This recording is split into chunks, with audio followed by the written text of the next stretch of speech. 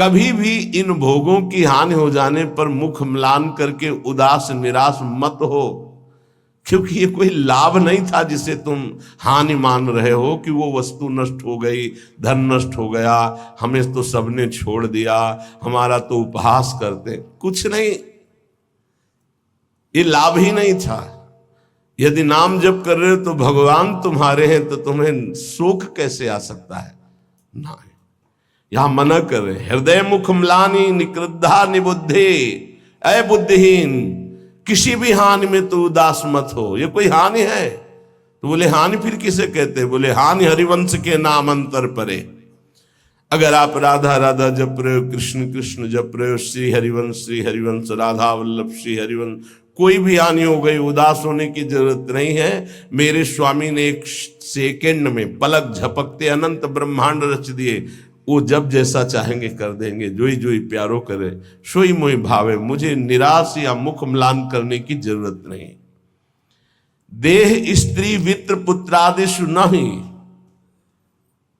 बहुत पवित्र बात करे। देह तुम्हारी और स्त्री और पुत्र और वित्त अर्थात धन पुत्र स्त्री शरीर ये तुम्हारा न, ये नहीं है तुम्हारा, नहीं। कैसे नहीं है? तो सब फाइनल में आओ, ये शरीर जाएगा तुम्हारे साथ? नहीं। पत्नी नहीं, पुत्र नहीं, बैंक बैलेंस नहीं। तो कह रहे देह स्त्री वित्त पुत्र आदेश नहीं। इसलिए मम धीर मित्र बुद्धि,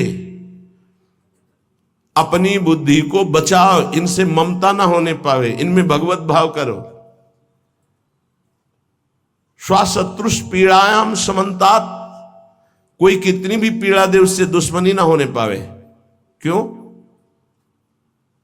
क्योंकि मुझे भगवत प्राप्ति करनी है ना, और भगवत प्राप्ति उसी को होती विश्व में जिसका एक भी दुश्मन नहीं होता। ध्यान दो, ये जन्म बहुत दुर्लभ है।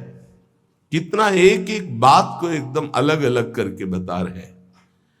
तुम्हारे पास धन है, स्त्री है, पुत्र है, मकान है, बड़े मित्र हैं, फाइनल में तुम्हारे पास कुछ नहीं है। राधा राधा नाम जप करो, है, अब तुम्हारे पास है, नाम जप है। साधु संग, हाँ ये तुम्हारे पास है। वाणी गायन, हाँ ये ठीक है।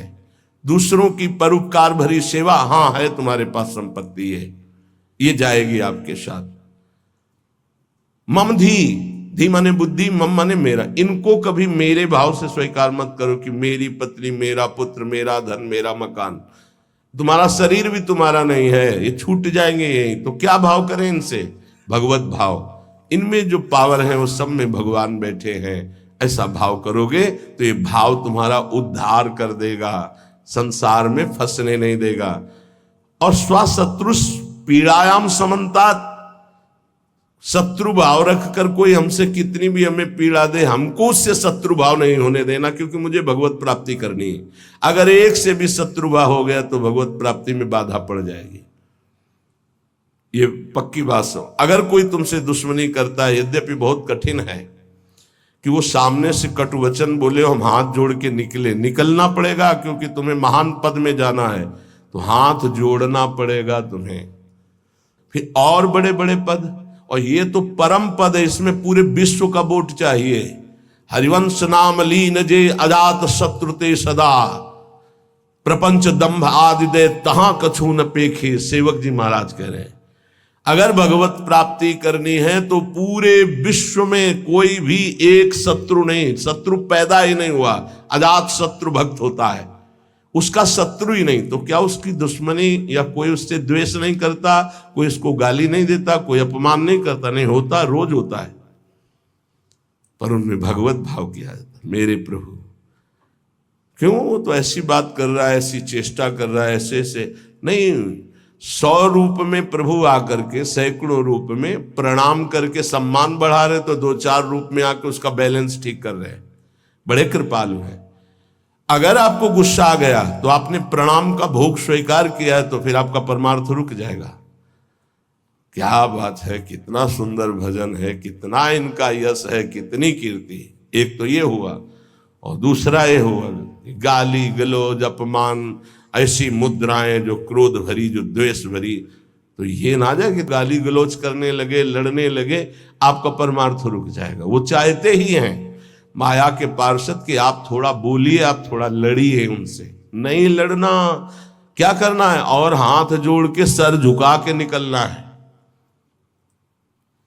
कल कुछ प्रेमी जन आए हुए थे संत विष्णु, तो उन्होंने कहा कि यदि हमारे गुरु को कोई निंदा करता है तो फिर हम उसके साथ क्या व्यवहार करें। आप कहते सब में भगवत भाव करो, क्या उसमें भी भगवत भाव करें?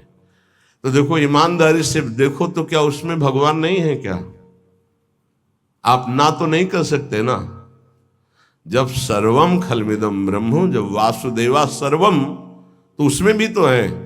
हमको क्या करना है, पहले उसमें भगवत भाव करना, अपने को सोचना है कि मेरी गुरु निष्ठा की यहाँ परीक्षा ली जा रही, मेरे गुरुदेव की अवहेलना और निंदात्मक वचन बोल करके भगवान मेरी गुरु निष्ठा की परीक्षा ले रहे हैं। जैसे पार्वती जी के पास सप्तऋषियों को भेजा था, ऐसे मेरे पास इस निंदक को भेजा है। तो निंदक को प्रणाम किया और दूरी बना लिया और अंदर से प्रसन्न रहे कि हे गुरुदेव, आपकी निष्ठा में कोई फर्क नहीं पड़ेगा, आप परीक्षा लेके देख लो। वो गुरुदेव का भेजा हुआ परीक्षक है हमारा, वो गुरुदेव का निंदक नहीं है। जैसे सप्तऋषियों को महादेव जी ने भेजा पार्वती जी के पास, अरे मुंडों की माला धारण करते, चिता की भस्म लगाते हो, इसके लिए तुम तपस्या कर रहे हो, ना उनके घर है ना द्वार है, बरगद के पेड़ के नीचे रहते हैं, अरे उदासीन रहते हैं, ऐसे दूल्हे की क्या जरूरत। दूल्हा दिलाए हम वैकुंठनाथ, जहाँ बड़े बड़े पार्षद भगवान की सेवा में लगे हुए लक्ष्मी जी चरण चाप रही।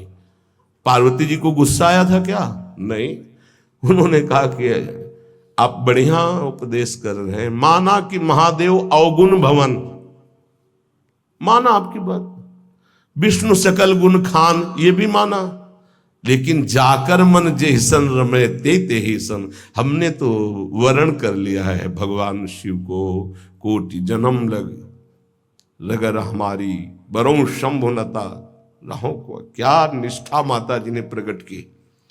मैंने तो वर्ण, आप जो कह रहे हो ठीक है, ऐसे ही होना चाहिए गुरु निष्ठा कि आप जो कह रहे हो आपकी बुद्धि, मेरे तो परब्रह्म है अंदर, उससे बोलना नहीं, अंदर मेरे तो परब्रह्म परमात्मा है। फिर हम ना उसकी बात सुनते हैं, ना उसकी तरफ देखते हैं, ना उससे द्वेष करते हैं। स्वाशत्रुष पीड़ायाम समन्तात सुखमती रमितानंद वृंदावनेस्तु, मैं सर्वदा सुख मगन रहूंगा, किसी से द्वेष नहीं करूंगा, किसी से अपनापन नहीं करूंगा, और वृंदावन का आश्रय लेकर प्रिया प्रीतम के प्रेम में मगन रहूंगा। जिसे प्रेम प्राप्ति करनी है, जो श्रीपाद प्रबोधानंद जी कह रहे हैं, एक बहुत बड़े महापुरुष कह रहे हैं कि नंबर 1, ये बात सहने के लिए निरंतर नाम जप चाहिए। जो अभी तक आपने सुना, मोक्ष कड़ुआ लगने लगे, समस्त इंद्रियों भोग नरक के समान लगने लगे, समस्त भोगों में विष दिखाई देने लगे कि ये तो पूरे तीनों शरीरों को नष्ट करने वाला है, गंदा करने वाला है, और हृदय से हमारे कि इंद्रियों का जो विलास है ये तो नरक तुल्य है, लेकिन सिद्धियां भी ये माया का जाल है।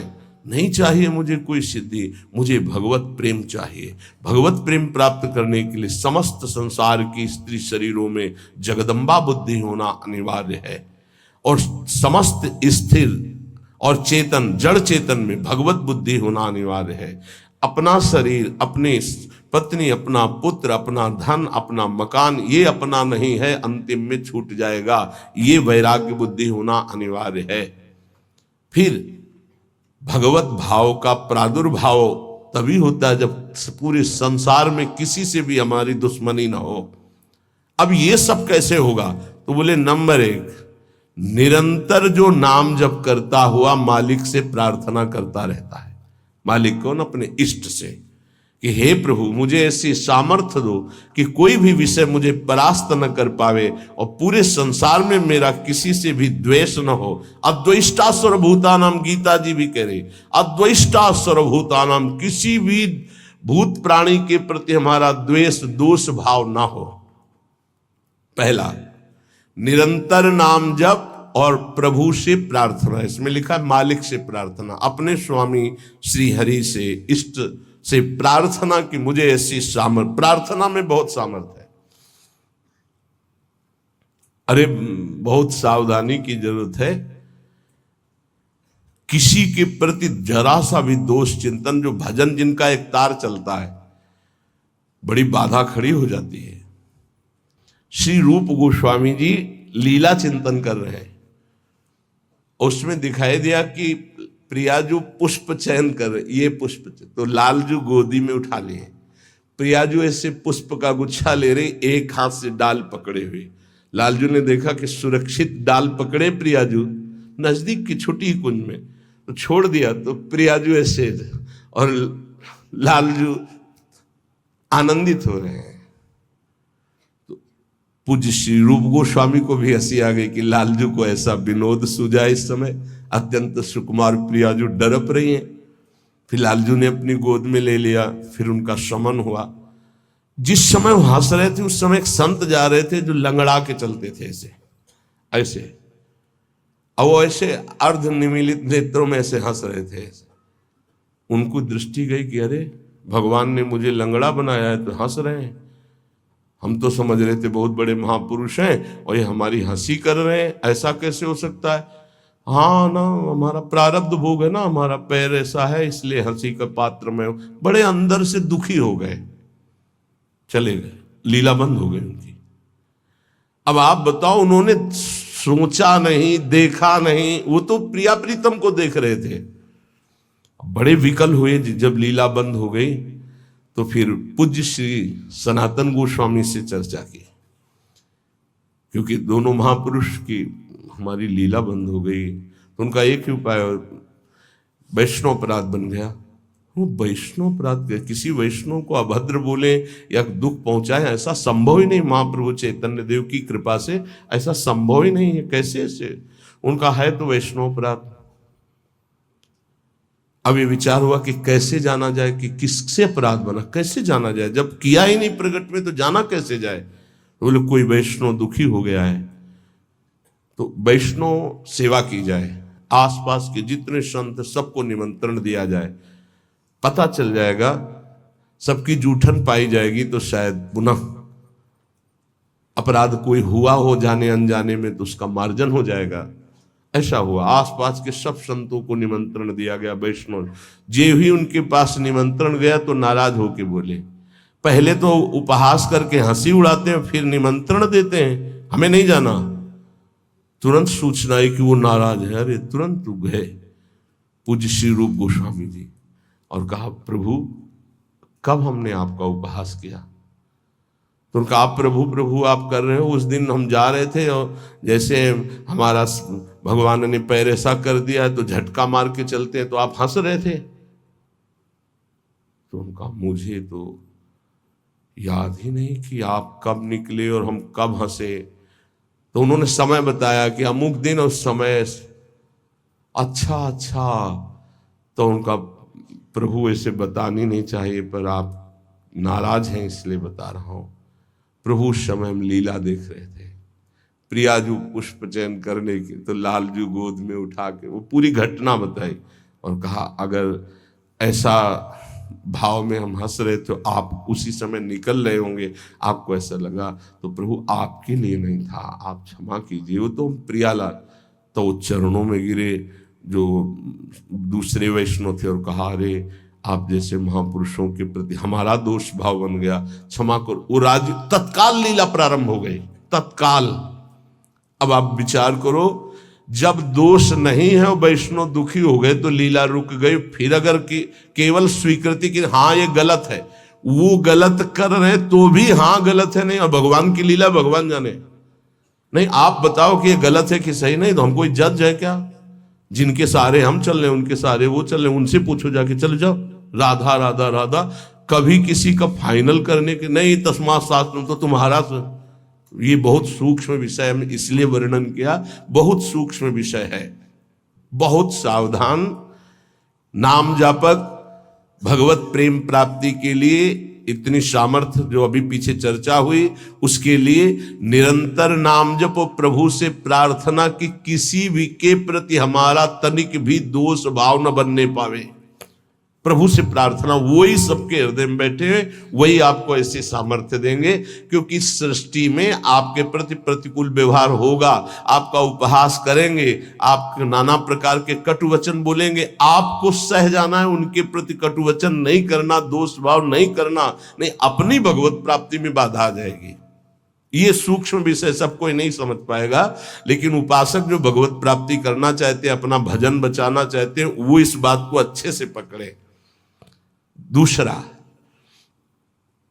जो दिनचर्या दी गई है उसमें आलस्य ना होना, भगवत प्रेम प्राप्ति या ऊंचाई पर चढ़ने के लिए जो दिनचर्या है, हमको ये नहीं देखना है कि अमुक साधक आता है कि नहीं आता है, अमुक नहीं आता तो हम भी नहीं आते हैं, ऐसा नहीं। अमुक की त्रुटि है, उसका सुधार करना चाहे तो कर सकता है, लेकिन आप सुधरे हुए हो तो आपको अच्छे आचरणों का अनुकरण करना है। आपको ऐसे आचरण नहीं करने हैं जिनसे हमारी दिनचर्या बाधित हो जाए। एक चीज और ध्यान रखना है, इसको बहुत विस्तृत रूप से समझा इसलिए रहे कि एक दिनचर्या है जिसके पास सेवा नहीं, गुरु सेवा, और एक दिनचर्या है जो गुरुजनों की सेवा में रहते हैं। उनसे हो सकता है जो भागवतिक दिनचर्या का आदेश दिया गया है वो ना हो, तो उनको असंतुष्ट नहीं होना, क्योंकि वो गुरु सेवा में है। सारी दिनचर्या का फल जो है वो गुरु प्रसन्नता है। तो अगर वो गुरु सेवा में, जैसे हमारी श्री जी की भोग सेवा में है, अब प्रातः बाल भोग से लेकर के शयन तक कितने भोग श्री जी को लगते हैं, अब उनमें उनको हो कि हमारी दिनचर्या तो नहीं। अब जैसे जो और हैं सेवा में है, बहुत से, कोई किसी सेवा में, कोई किसी सेवा में, अब उनकी दिनचर्या वो माला लेके नहीं बैठेंगे। थोड़ी थोड़ी देर में जो दिनचर्याएं हैं, जो सेवाएं हैं, तो उनको इस बात का पश्चाताप नहीं करना कि मेरी दिनचर्या नहीं चल रही। वो तुम्हारी दिनचर्या गुरु प्रसन्नता के अंतर्गत है, उसमें नहीं सोच। और ये नहीं सोचना कि अब हम सेवा कर रहे हैं तो हमारा वो भजन तो हो नहीं रहा जो दूसरे माला से कर रहे हैं, तो पता नहीं मेरी गति क्या होगी। ये नहीं सोच। गुरु सेवा का एक प्रताप है, ये भी ध्यान रखना। जैसे मान लो कोई शरीर के वस्त्र धो रहा है, कोई ऐसी सेवाएं कर रहा है, वो नाना प्रकार की सेवाएं हैं जिनमें उनको समय ही नहीं मिल रहा कि वो बैठ करके पद गायन करे, वो 11 माला 41 माला वो संख्या पूरी करे। अच्छा, सेवाओं में लगा है तो उसका मन लगा है। अब उसका मन कहाँ लगा है? ये वस्त्र गुरु जी का है, ये गुरु जी के लिए जल है, ये उसका चिंतन हो रहा। ध्यान मूलम गुरु मूर्ति, पूजा मूलम गुरु पदम, मंत्र मूलम गुरु वाक्य, मोक्ष मूलम गुरु कृपा। क्योंकि कई साधक ऐसे हैं जो फिर उनको पश्चाताप होगा कि दिनचर्या में बाधा पड़ रही हमारी, तो दिनचर्या की चर्चा हुई थी। नहीं, जिनको सेवा मिली हुई है उन। एक बार भगवान शंकराचार्य जी से कई शिष्यों ने कहा कि एक ये ब्रह्म सूत्र है, इसकी व्याख्या सुनना चाहते हैं। तो उनकी शरीर सेवा में स्नान के बाद जो वस्त्र लंगोटी आदि प्रक्षालन करना है, वो त्रोटकाचार्य जी रहते थे। तो उन्होंने कहा त्रोटक को आ जाने दिए। तो उन्होंने कहा प्रभु वो तो कभी व्याकरण नहीं पढ़े, कभी शास्त्र, जब गायन स्वाध्याय होता है तो कभी बैठते नहीं हो, तो शरीर सेवा में ही लगे रहते। मतलब ज्ञान की चर्चा थी ना, तो शरीर को, गुरु के शरीर को वो साधारण शरीर समझ रहे थे। उनका अच्छा ऐसी बात है, आ जाने दो उसको। जब आ गए तो बोले खड़े हो, इस ब्रह्म सूत्र की व्याख्या करके बताओ। तो जो पढ़ने लिखने से नहीं आता, गुरु कृपा से आता है। तत्काल संस्कृत का प्रादुर्भाव हुआ और वैदिक सिद्धांतों का प्रवचन, सब दंग रह गए। तो उनका गुरु की लंगोटी ढोने वाले को साधारण समझते हो क्या? साधारण नहीं होता गुरु की लंगोटी धोने वाला, वस्त्र धोने वाला। असाधारण कृपा से सौभाग्य मिलता है, असाधारण कृपा से। तो जिनकी जो दिनचर्या ऐसी है कि उनको फुर्सत ही नहीं है, तो उनको कभी नहीं सोचना कि इतने बजे इतने बजे इतने, उनकी दिनचर्या है। तो ये चीजें ध्यान रखना है उपासक को। प्रमाद में हमें दिनचर्या में बाधा नहीं पहुंचानी। प्रमाद युक्त हमारी दिनचर्या नहीं होनी चाहिए। यदि गुरु सेवा, इष्ट सेवा में हमारी जो गुरु की अन्य साधकों के प्रति बताई हुई दिनचर्या उसमें बाधा पड़ती है तो वो बाधा नहीं मानी जाएगी आपकी। दूसरा जो अभी वर्णन किया, गुरु प्रदत्त दिनचर्या में बाधा नहीं होनी चाहिए। बहुत बड़ी चीज है गुरु प्रदत्त दिनचर्या, बहुत बड़ी वस्तु है, बहुत बड़ी वस्तु। गुरु सेवा मिल गई तो लाडली जो अधीन हो गई पक्का। तीसरा, कुसंग से दूर रहना, ये बहुत जरूरी है, बहुत जरूरी है। रावण लंका में रहता था, लंका समुद्र के किनारे थी, समुद्र निर्दोष था, पर ऐसे दोषी का संग समीपता होने के कारण समुद्र को बांध लिया गया, समुद्र बांधा गया। जिसकी मर्यादा अपार है उसे मर्यादा पुरुषोत्तम ने बांध दिया। किस लिए बांधा गया था? क्योंकि रावण का पड़ोसी था। रावण का पड़ोसी होने के कारण समुद्र को बांध दिया गया। जो रही मुत्तम प्रकृति का कर सकत कुसंग, चंदन विष व्यापत ने लपटे रहत भुजंग। अच्छा, जब कोई गलत करता है तो वो चार से थोड़ी कहता है कि मैं गलत करता हूं, नहीं, वो सही और कुबुद्धि को वो ही सही दिखाई देता है, गलत सही दिखाई देता है और वो परमार्थ से भ्रष्ट हो जाता है। इसलिए कुसंग से बहुत दूर रहना चाहिए।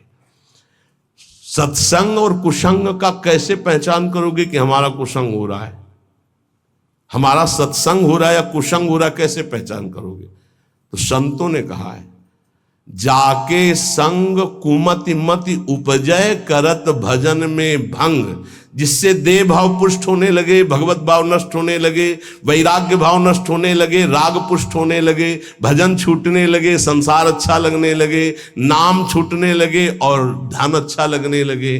गुरु से अश्रद्धा हो जाए, भक्ति से अश्रद्धा हो जाए, ये कुसंग का फल होता है। अच्छा, कुसंग का फल जब आपके ऊपर चढ़ेगा तो आपको नहीं लगेगा मैं कुसंग कर रहा हूं, नहीं तो ठीक हो जाओगे। सामने से महापुरुषों को लगेगा कुसंग कर रहा है, और वो जब कहते हैं तो उनको चिड़चिड़ाहट होती, मैं कहां कुसंग कर रहा हूं। नहीं नहीं, क्योंकि कुमति कभी स्वीकार नहीं करती कि मैं कुमति हूं। अगर स्वीकार कर ले तो सुमति आ जाए। कुसंग से बचना चाहिए। पहला है निरंतर नाम जप करते हुए भगवान से प्रार्थना करना कि कभी किसी के प्रति हमारा दोष दर्शन न हो, शत्रुता का भाव न हो। दूसरा, गुरु प्रदत्त दिनचर्या का पालन करना, आलस्य बिल्कुल ना आने देना। तीसरा, कुसंग से बचना। और चौथा, उन ग्रंथों से, उन प्रवचनों से, उन किस्से कहानियों से, उन चित्रों से बचना चाहिए जिनसे हमारा भगवत भाव नष्ट होता है। जैसे कल एक प्रसंग में प्रश्नकर्ता कह रहे थे कि हमको उपदेश मिला है कहीं से, बस श्वासों के आने जाने पर ध्यान दो, बस इसी से परम पद मिल जाए। यार, श्वासें तो वैसे ही चल रही हैं, आने जाने के ध्यान का मतलब क्या रहा? श्वासों के आने जाने का ध्यान दो कि खाली तो नहीं जा रही हैं। हर में राधा वल्लभ सी हरिवंश, राधा राधा राधा।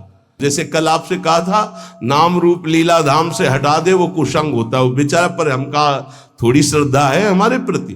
बोले श्रद्धा ही तो लाई है आपके पास। तो हमका आज से राधा राधा नाम जप कर, और प्रभु का जो रूप ध्यान में तुम्हारे प्रिय लगे, राम रूप, कृष्ण रूप, हरि रूप, जो भी, तुरंत ध्यान कर, उनके ध्यान में लग। ये बिहारी जो राधा रमन, जो राधा वल्लभ, जो साक्षात भगवत प्राप्ति के लिए ही तो विग्रह रूप धारण करके प्रकाशित हो रहे। कभी कभी जिसे हम सत्संग समझते हैं वो कुसंग बन जाता है। इसको ध्यान से सुनना। इसीलिए रोज सत्संग में घुमा के आ जाती है बात कि इष्ट मिले और मन मिले, मिले भजन रस रीति। अरे भगवान शिव नाम जप करते हैं, सनकादि नाम जप करते हैं, वो परमात्मा निराकार है, साकार है, सगुण है, निर्विशेष, पूरा का पूरा आपको समझ में आ जाएगा। फिर उनको समझाया कि गुरुदेव साकार है कि निराकार, जो उपदेश किए थे। बोले साकार है। प्रणाम करते हो? हाँ। माला पहनाते हो? हाँ। तो गुरुदेव की पूजा हुई कि नहीं? बोले हाँ हुई। तो उनका गुरुदेव मूर्त है कि अमूर्त? बोले मूर्त। तो उनका मूर्ति पूजा हुई कि नहीं? बोले हाँ हुई। तो हमको फिर काहे परेशान हो? समझे में नहीं आता है। अरे भाई, बहुत संभल के शास्त्रों में जो लिखा उसको समझना के लिए बहुत पवित्र बुद्धि चाहिए। परमात्मा निराकार भी है। कैसे निराकार है? देखो, आकार खंबे का इसमें है कि नहीं? और जब भावना किया प्रहलाद जी ने कि है, तो निकल पड़ा ना नरसिंह रूप में, तो है ना साकार। वो निराकार रूप से सब जगह है, पुकारो तो साकार रूप होकर अभी दिखाई दे। वो साकार भी है और निराकार भी है। यहां जल है, इस वायुमंडल में जल है। देखो भला कहां गीला हुआ। और एक मशीन है, जो उसको ऑन करके रखो तो एक कमरे में 3.5 लीटर 4 लीटर पानी 4-5 घंटे में निकल जाता है, और कमरे में कहीं बूंद नहीं है। मतलब जल है, वाणी है। वाणी का मतलब आकाश शब्द है, वायु है, अग्नि तत्व है, इन सब कुछ विराजमान है, लेकिन निराकार दिखाई दे रहा है ना। कहां दिखाई दे रहा? सब साकार रूप में आ जाता है। वही साकार है, वही निराकार, कुछ अंतर नहीं। सबके हृदय में आकार, ये देखो बाहर, और अंदर बैठा हुआ है निराकार। और पुकारो तो आकार रूप के लेके आ जाएगा। राम, तो मर्यादा पुरुषोत्तम कमल नयन रूप धर करके वही आ जाए। वही रूप है, वही अरूप है, कोई अंतर नहीं। सब ज्ञान हो जाता है नाम जप से, सब ज्ञान। पर बचो ऐसे उपदेश से जिससे भजन ही न हो पावे। ऐसी ग्रंथ हैं ऐसे, जैसे भगवान श्री कृष्णचंद्र जी ने गीता जो लिखी है, आप भगवान की वाणी को अपने भावना के अनुसार समझ लिए, लेकिन संपूर्णतया तो भगवान ही समझावे तो समझ पाओगे ना। सोई जाने जे देव जनाई। निंदा स्थिति के विषय नहीं है, पर यह बात है कि पूज्य श्री स्वामी राम सुखदास जी महाराज इतनी सरल भाषा में गीता जी का स्वरूप प्रकाशित किया कि मुझे लगता है कि अपने जैसे मंद बुद्धि वालों को भी भगवान की दिव्य वाणी समझ में आए। स्वामी जी का अवतार इसी बात के लिए हुआ था, गीता जी के लिए, श्री स्वामी राम सुखदास जी, कि साधारण से साधारण आदमी गीता के गूढ़ शब्द को, राष्ट्र को जान जाए। इतना बड़ा विस्तार से अमृत दे दिया गीता जी के भाव का। और ज्ञानदेव जी महाराज, एकनाथ जी महाराज, आद्य गुरु भगवान शंकराचार्य, जो बहुत से बड़े बड़े महापुरुषों ने गीता जी की टीका, हमें लगता है वो इन महापुरुषों की टीका के बाद अब हमको और कौन सा ज्ञान जानना बाकी रहेगा। एक बार एक सेवकवाणी श्री दामोदर दास सेवक जी की, नए नए हम थे तो हमको किसी ने दिया था कि पढ़ना। महाराज जी को हमारा ये काम था, गुरु जी से जांच करवाए बिना हम किसी, क्योंकि पता है कि जिस विषय के हमें तो हमारे प्रमाण लग, तो उनका महाराज जी वाणी जी प्राप्त हुई, वो किसी और। महाराज जी ने जो देखा ऐसे वाणी ली, किसी की भी लिखी हुई ऐसे लो, और तुरंत ऐसे फूल में लपेटा, बोले जाओ यमुना जी पधरा के आओ। और फिर ये वाणी आजीवन के लिए वो बस्ता में बंदी, लेकिन ये टीका जो लिखी हुई है ये पास गुरुदेव से, इसीलिए हम जितने भी साधक अपने, हमारे गुरुदेव ने जो पास किया है अर्थ, ये पूज्य श्री आचार्य चरण का। बस कोई भी हो, गुरु से जो पास, बस वही। तो ये ध्यान रखना कि महापुरुषों ने जो टीका की है वो ऐसे अर्थ नहीं लिखा है। गुरुजनों की दृष्टि बहुत पैनी होती है, अपने बच्चे को कैसे बचाते हैं। ये उन ग्रंथों का अर्थ नहीं पढ़ना, जिनको ब्रह्म प्राप्त, भगवत प्रेम प्राप्त महापुरुष प्रमाणित नहीं करते, उन ग्रंथों को नहीं पढ़ना बहुत ही भटकाव है। आपको सच्ची बता दें, वाणी जी को अपने अनुकूल करके अर्थ किया जाता है। वो महापुरुष जो क्षमता को प्राप्त है, चाहे गीता हो चाहे भागवत हो, हमारा किसी से अपनेपन वाला बात नहीं कह रहा हूं। आज तक पूज्य श्री हनुमान प्रसाद पोद्दार जी महाराज के संपादन के किए हुए वाणी ग्रंथ में एक शब्द पर कभी संशय नहीं हुआ। आज तक पूज्यपाद उड़िया बाबा के उपदेश में कभी एक शब्द पर संशय नहीं हुआ। पूज्य श्री स्वामी राम सुखदास जी महाराज के एक शब्द पर संशय नहीं हुआ। जैसे पूज्य स्वामी जी का एक छोटी सी पत्रिका निकली थी ग्रंथ में, गुरु के बिना मुक्ति। स्वामी जी ने जो कहा उसके अंतर की बात समझ लो। स्वामी जी ने के पास इतनी शिकायतें पहुंची, रोना धोना और बड़ा विचित्र कोटि का उस समय जिनके प्रति शिकायत हुई थी। तब स्वामी जी ने सभा में कहा था कि तुम जो सुन रहे हो, ये जगत गुरु श्री कृष्ण की वाणी सुन रहे हो, इसको मानो, इसी से तुम्हें परम पद मिल जाएगा। ऐसे बनाने की जरूरत नहीं है जहां ऐसी शिकायतें आ रही। स्वामी जी किस लक्ष्य को लेकर बोले थे? स्वामी जी किसी संप्रदायवाद को नहीं काटे, स्वामी जी किसी गुरु परंपरा को नहीं काटे। स्वामी जी के शब्द थे उस बनावटीपन के लिए, जो बनावटीपन से ठगा जा रहा है, लोगों के जो चित्तों की श्रद्धाओं का मर्दन किया जा रहा था। जब स्वामी जी के पास शिकायतें पहुंची तब स्वामी जी ने वो बात कही कि ये जगत गुरु की वाणी है गीता जी, इसको सुनो, स्वीकार करो, जाओ, परम कल्याण ना हो जाए तो बताना, गुरु के बिना मुक्ति। गुरु बनाने की जरूरत नहीं, वचन सुनो, मानो और जाओ। कोई एक शब्द में उसको घसीटो मत इधर उधर, सीधे जिस प्रसंग से महापुरुष बोले उस बात को समझना। तो हमको ऐसे ग्रंथ नहीं पढ़ने, ऐसी किताबें, ऐसे शास्त्रों की व्याख्या, ऐसे किस्सा कहानियां, ऐसे दृश्य, ऐसे चित्र, ये सब ना देखे जो भजन में बहुत बाधक है। पांचवा, किसी भी बहाने से जिसमें महिलाएं नृत्य करती हों वो दृश्य न देखे। भले कीर्तन हो रहा है, भजे भजन हो रहा है, लेकिन जिसमें माताएं बहनें नृत्य कर रही, बैरागी को देखने की जरूरत नहीं है। फिर और नौटंकी तमाशा और सीरियल और वेब सीरीज इनकी तो जरूरत नहीं है, बिल्कुल नहीं। कि खाली समय है, हम बड़ा मोबाइल है स्मार्ट, चाहे जितने स्मार्ट बनो, माया से ज्यादा स्मार्ट नहीं हो। वैसी स्मार्ट गिरी में फंसा देगी तुम्हें, ये सारी स्मार्ट गिरी चली जाएगी। बहुत होश में। चेटक, नाटक, नाच, तमाशा, ये सब परमार्थ के लिए बहुत हानिकारक है।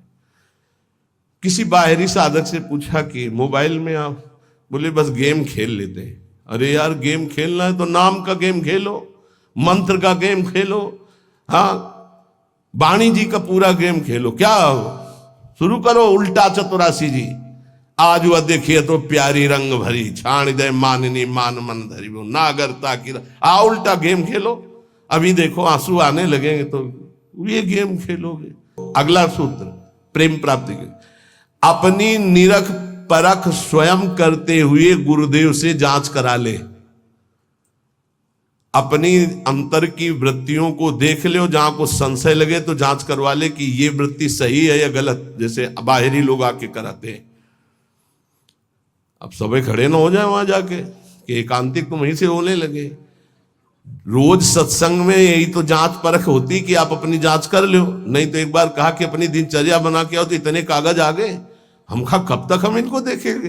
दिनचर्या जांच, इंद्रियों का जब विषयों के प्रति आक्रमण होता है, एक वेग होता है, एक आकर्षण होता है, एक ऐसा जिसे तुम रोक नहीं सकते, उस समय तुम्हें जरूर संत संग में हो जाना चाहिए। उस समय बुद्धि काम नहीं करेगी। और जिस समय तुम्हारा केवल बुरा चिंतन बन रहा है, ये उस समय की बात है कि आक्रमण हो चुका है, अब तुम बच नहीं सकते। अब इसको संत संग से मिटाओ तुरंत, तुम अकेले नहीं मिटा पाओगे। और अगला जो है वो कह रहे जब तुम्हारा चिंतन गलत हो रहा तो नोच के फेंक दो, मिटा दो उस चिंतन को जो गंदा हो रहा है, नहीं तो आगे फिर वही दशा आ जाएगी। एकांत में इंद्रियां और मन साधक के ऊपर शासन करते हैं। उस समय साधक को अपनी इंद्रिय और मन की रखवारी करना है बस। इसलिए एकांत में भजन बहुत जरूरी है। 10वां, जैसे परीक्षार्थी परीक्षा की तैयारी करता है, ऐसे परमार्थी द्वंद्वों की तैयारी कर ले। मान अपमान, निंदा स्तुति, लाभ हानि, सुख दुख, ये आने वाले हैं, तुम्हें समान रहना है। तैयारी करो परीक्षा की। और ये परीक्षा जब होती तब आप समझ नहीं पाते कि आपकी परीक्षा हो रही, और समझने नहीं दिया जाएगा परीक्षा हो रही। कम से कम परीक्षा में तो बताया जाता है कि कल से पेपर शुरू है, सावधान, तैयारी कर लियो। अपने यहां परीक्षा बताई ही नहीं जाती, बाहर निकले से शुरू हो गई परीक्षा। अब तुम्हारे दिमाग में नहीं कि परीक्षा है, तो तुम उससे लड़ पड़े, फेल हो गए, नंबर कट गए। बिल्कुल हर समय कभी भी कहीं भी परीक्षा हो रही। ये बहुत बड़े महापुरुष हैं, कह रहे हैं कि जैसे परीक्षार्थी को अपनी परीक्षा की तैयारी करनी होती है, ऐसे परमार्थी को अपनी परीक्षा की तैयारी करनी। क्या? स्तुति, निंदा, मान अपमान, लाभ हानि, शत्रुता मित्र, ये द्वंद्व आएंगे, आपको उत्तर देना इनका, तभी आपकी द्वंद्वातीत अवस्था आएगी। तैयार रहो, रोने की जरूरत नहीं, उसने हमको ऐसा कह दिया, उसने ऐसा किया, उसने। तैयार रहो, परीक्षा हो रही। पर उस समय याद नहीं रहता कि परीक्षा हो रही, और जिसको याद रहता है बच के निकल जाता है। बड़े बड़े महापुरुषों को ये परीक्षा देनी पड़ती है, बड़े बड़े महापुरुषों को, ये मत समझो। हाँ, ये द्वंद्व आएंगे, आपको इनकी परीक्षा देनी, परमार्थी हो। और 11वां, इतना भजन कर लो कि तुम्हारे हृदय में मौत का डर खत्म हो जाए, मृत्यु का डर खत्म हो जाए। दो प्रकार का डर होता है, एक विचार डर होता है और एक होता है सहज डर। सहज डर सबको होता है। सहज डर जैसे अपने लोग सत्संग में एकदम कोई चीख दे, एकदम ऐसे हो, इसे सहज डर कहते हैं। ये बड़े बड़े ज्ञानियों को, जीवन मुक्तों को भी होता है, पक्का होता है। जैसे अभी कोई कीक एकदम निकले तो एकदम ऐसे हो जाएंगे, अरे सुरक्षित हो, कोई ऐसा नहीं। पर ये सहज डर है। और एक होता है विचार डर। भक्तों में, ज्ञानी महापुरुषों में विचार डर नहीं होता। यही बात जो यहां लिखी है, एक बार स्वामी मग्नानंद सरस्वती जी सेनपुर में बट वृक्ष के नीचे कर रहे थे, तो एक विरक्त महात्मा आए थे, ज्ञानी। तो उनका, स्वामी जी सहज डर कैसे हो सकता है? जब सहज स्वरूप में रहता है ज्ञानी, देह भाव में रहता है, नहीं तो सहज डर कैसे हो सकता है? हम आपकी बात नहीं मानते। विचार डर तो होता ही नहीं, लेकिन सहज डर भी नहीं होता। कोई संसारी आदमी वो देह भाव से ऊपर उठे। महात्मा को चौकी लगाओ, वो बड़े सिद्ध पुरुष थे, बड़े, देखो जो भगवत प्राप्त होते बड़े मस्त रहते हैं, बड़े मौजे, उनको किसी की परवाह नहीं होती। एक मस्ती, ऊंची चौकी में बैठा ला। तो उनका कह रहे, नहीं महाराज आप नीचे बैठे हैं। बोले, आप इतना सुंदर ज्ञान की बात कहे, आपको चौकी ना मिले, विराजो। बैठ गए चौकी। और उनको क्या पता कि सिद्ध महापुरुष में लीला हो रही। तो जो इस शुरू की, तो जो गीध है या जैसे चील है, ये बड़े पक्षी होते हैं। तो एक चील ऐसे बैठा बरगद की सूखी डाल पे, वो खर खर खर ऐसे करती, जो ऐसे आए वो ऐसे हुए, चौकी के नीचे गिरे। चौकी ऐसे हुई, ऐसे गिरे। अरे अरे भाई, चौकी संभालो संभालो, बैठो बैठो महाराज। ये कौन सा डर था? बम तो नहीं गिरा है ना? अच्छा, डार गिर रही तो कोई बहुत बड़ी तो गिर नहीं हो, आप देहातीत महापुरुष, डर कौन सा था? हंस दिए उनका, अच्छा अच्छा अच्छा अच्छा, अच्छे तो थे ही। उनका अच्छा अच्छा, परीक्षा हो गई। बोले, इसे सहज डर कहते हैं, ये सबके ऊपर होता है। सहज डर सबको होता है, पक्का सहज डर। अचानक कोई आवाज हुई, सबको पता है, तो वो एकदम डर जाता है। वो डर नहीं है, वो सहज डर है। और एक है विचार डर। भक्त को विचार डर नहीं होता। तो कह रहे, इतना भजन करो कि मृत्यु का डर खत्म हो जाए। खत्म हो गया मृत्यु का डर, मरने से जो डरने का भय है वो खत्म हो जाए, तब जानो कि अब हमारा थोड़ा भजन रंग लाया है। सबसे पहले मृत्यु का भय खत्म हो। देख लो, परख लगाओ, मृत्यु का डर कैसे। अगर आज शाम तक डॉक्टर कहे कैंसर हो गया तो कैसा लगेगा? मृत्यु पर अगर विजय प्राप्त करनी है तो मृत्यु को याद रखना पड़ेगा। ये बात ध्यान रखो, जिसने मृत्यु को याद किया वो भगवान से चित्त जोड़ा, और जिसने भगवान से चित्त जोड़ा वो मृत्यु पर विजय प्राप्त कर लिया। मृत्यु ऐसी लग रही है। अब उसका उदाहरण तो कुछ है नहीं, पर ऐसे बता रहे जैसे ब्याह की तैयारी होती तो कैसा होता है, हर दोस्त से हाथ मिलाता है हंसता हुआ, मैं मत फूला घूम रहा है, क्यों? क्योंकि उसका ब्याह होगा। लौकिक उदाहरण परमार्थ में फिट ही नहीं होता, पर वो कुछ फूलन जिसे कहते हैं, उत्साह जिसे कहते हैं, वो ऐसा कुछ समझो जैसे माँ के इकलौते बेटे का ब्याह तय हो गया और बारात की व्यवस्था बिल्कुल फिट तैयारी हो रही, उससे देखो नई साड़ी पहने मार फूली फूली जो घूमती है, नहीं घूमती? इससे असंख्य गुना सुख उस उपासक को होता है जिसको मृत्यु का डर खत्म हो जाता है भजन से। ये ऐसा कि जैसे कि कब वो दिन आएगा जब श्रृंगार करके हम अपनी प्रियाजू के पास होंगे और इस शरीर का व्यवहार खत्म प्रियाजू के पास।